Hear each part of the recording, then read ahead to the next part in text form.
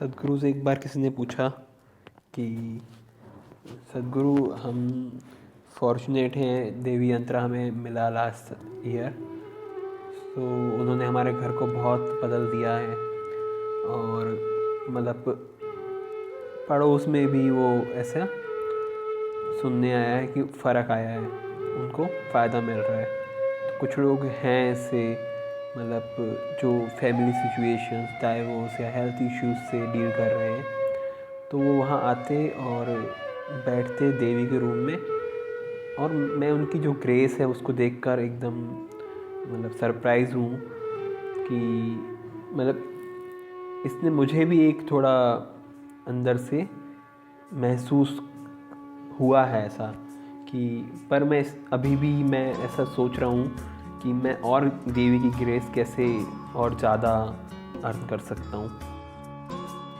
तो सदगुरु इसका जवाब देते हुए कहते हैं कि जो प्रैक्टिसेस, जो प्रोसेसेस जो सिखाई गई हैं वो सबसे बढ़िया तब काम करती हैं जब आप देवी को प्रायोरिटी बनाते हो। और ऐसा सिर्फ देवी के साथ नहीं है, ऐसा किसी भी सब्जेक्टिव चीज़ के साथ है। अगर आपका कोई लव अफेयर भी है, उसको भी आप चाहते हो कि वो अच्छे से चले, तो आपको एक प्रायोरिटी उसको रखना होगा। अगर किसी चीज़ के लिए आपके मन में कोई रिगार्ड है, किसी चीज़ के लिए, किसी और के लिए, अगर वो आपके लिए इम्पॉर्टेंट है, तो वो डायमेंशन आपके लिए और ज़्यादा ब्यूटीफुल हो जाता है। तो अगर ऐसा लोगों के साथ है, तो मतलब लोगों के साथ अगर आप ऐसा करते हो, तो हमें नहीं पता वो दूसरा पर्सन कितना मैच्योर है, नहीं है। जैसे कि कोई इंसान है, वो एक पेड़ को देखता है और देखता है कि ये लकड़ी है, पर या किसी आप महिला को देखते हो और सेक्स के बारे में उससे ऊपर नहीं सोच पाते हो। तो ये बेसिक कॉन्शियसनेस हमारी इस तरीके से ट्रेंड हुई है कि आप किसी चीज़ को देखते हो तो सोचते हो इस चीज़ को कैसे यूज़ करें, या कैसे उस चीज़ को हम उससे क्या बेहतर ले सकते हैं। तो जो देवी यंत्रास हैं वो पावरफुल फॉर्म है एनर्जी के, मतलब उसका कोई पर्सनल उसका इंटेंशन नहीं है। जैसे आप भी एक एनर्जी फॉर्म हो, और मतलब आप एक पर्टिकुलर लेवल की एक कॉन्शियसनेस मेंटेन नहीं कर पाते हो, क्योंकि आपकी बॉडी मतलब जो थॉट्स हैं उसकी कंपल्शंस हैं, इमोशंस कंपल्शंस हैं, तो बॉडी आप पे रूल करती है। तो इस तरीके से ये सब चीज़ें आपकी कॉन्शियसनेस में रहती हैं। तो आप देखते हो इंसानों के साथ कि एक मोमेंट वो बहुत अच्छे हैं, दूसरे मोमेंट वो बहुत ख़राब है। तो जैसे हम एक पावरफुल यंत्र बनाते हैं, उसका अपना कोई मकसद नहीं है और उसकी कुछ कंपल्जन्स भी नहीं है, कंपल्सिवनेस नहीं है, बस वो एक प्योर एनर्जी फॉर्म है। जैसे फिज़िकल फॉर्म मरकरी, कॉपर या स्टोन का ही होता है, ताकि वो जो एनर्जी है उसको होल्ड कर सके।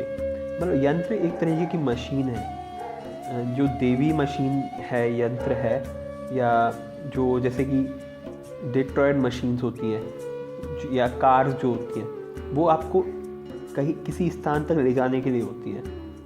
पर दोनों मशीनों के बीच का डिफरेंस ये है कि एक बाहर की जो मशीन है या कोई ऐसा एनर्जी फॉर्म है कि जैसे देवी यंत्र को किसी मेंटेनेंस की ज़रूरत नहीं होती, बस उसके लिए एक आप एटमॉस्फेयर एक तैयार करो, क्योंकि जो देवी है वो किसी ऐसी जगह पर नहीं रहना चाहेगी जहाँ पर उनका ख्याल न रखा जाता हो। तो जो देवी यंत्रास हैं, जो देवी वो एक जो मूल स्थान है देवी का, वो उसका एक्सटेंशन है, जो मूल रूप है। मतलब जो ओरिजिनल एनर्जी फॉर्म है लिंग भैरवी ईशा योगा सेंटर पर, उसका एक्सटेंशन है। हम ऐसे कई सारे लाखों यंत्र बना सकते हैं इस प्लानिट पर।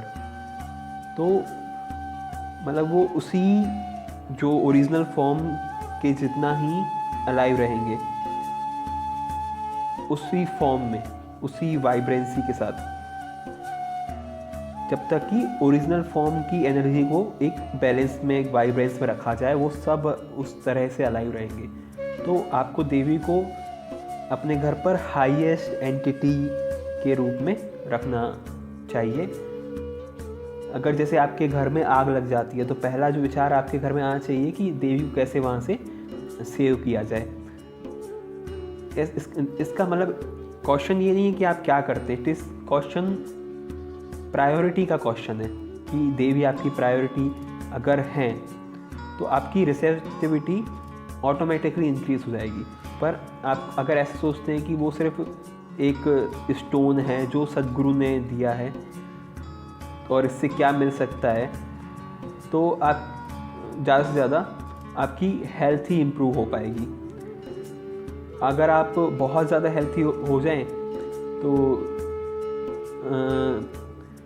बट अदरवाइज पर आप बहुत अंदर से दुखी हों तो यह भी कुछ ज़्यादा अच्छी चीज़ नहीं होगी।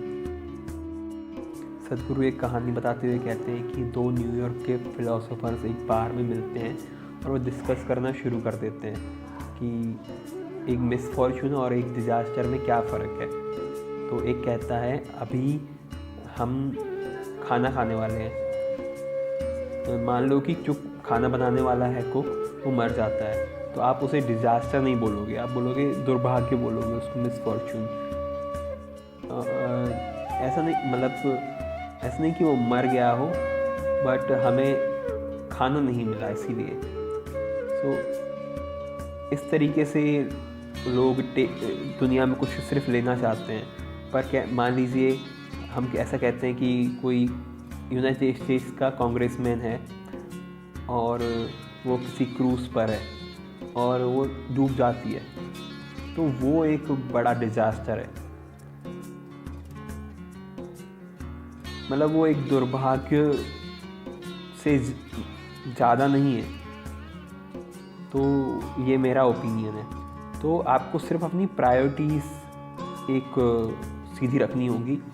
आप मंदिर जाते हो, मस्जिद जाते हो, गुरुद्वारे जाते हो, कहीं भी जाते हो, तो आप ऐसे जाते हो कि आपको वहाँ की आपकी जो लाइफ है आपकी इन्हेंस होगी, आपकी बढ़ेगी। इंडिया में अलग अलग तरीक़ों से भगवान से रिलेट किया जाता है। आप उनसे एक पिता की तरह, माता की तरह, हस्बैंड की तरह, प्यारी या एक लवर की तरह या अपने बच्चे की तरह, या आप उसके दास बनकर या उनको अपना दास बनाकर इस तरीके से चलता है। आप उसको ऐसे रिलेट किया जाता है। तो स्पेसिफिक प्रैक्टिसेस हैं जो अपनी अपनी चॉइस पे निर्भर करके ऐसे बनाई गई हैं। तो जब आपको देवी से आप रिलेट करते हो तो आप किसी भी तरीके से रिलेट करते हो, पर सबसे ज़रूरी ये बात यह है कि आपकी वो प्रायोरिटी होनी चाहिए घर पे सबसे ज़्यादा। तो वो एक अलग तरीके से फंक्शन करेंगी। अगर आपको लगता है कि वो सिर्फ एक टूल है और आपको उनका सिर्फ उपयोग करना है अपने फ़ायदे के लिए, वो फिर भी काम करेंगी पर बहुत धीमे वे में, बहुत एक मीडियोकोर, एक निचले मतलब निम्नतम तल पर वो एक काम करेंगी। अगर जैसे आप उनको हाईएस्ट प्रायोरिटी रखते हो, अगर आप उनको उससे ऊपर देखते हो, तो वो जो चीज़ें करेंगी वो आपसे भी ऊपर की चीज़ें कर पाएंगी, एक अलग तरीके से वो फंक्शन कर पाएंगी। लॉजिकल माइंड किसी भी तरीके से मतलब नहीं समझ पाएगा कि ये चीज़ें कैसे काम करती हैं। जिस हद तक आप इसको सिंपल रखेंगे और इसको पावरफुल रिवर्बरेटिंग फॉर्म में, ये उस हद तक ये काम करेगा। अगर आप इससे इस तरीके से रिलेट करते हैं तो ये एक बहुत शानदार चीज़ बन जाएगी।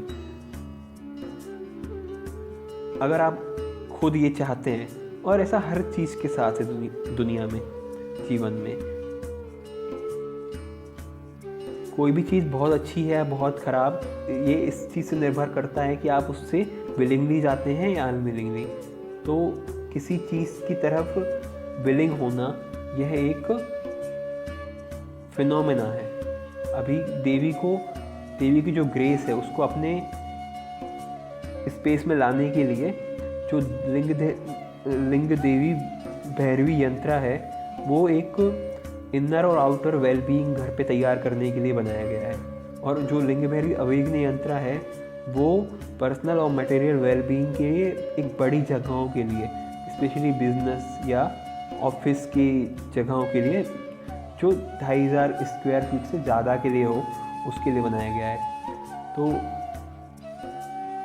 इस तरीके से आप देवी भैरवी की ग्रेस को अपने जीवन में ला सकते हैं।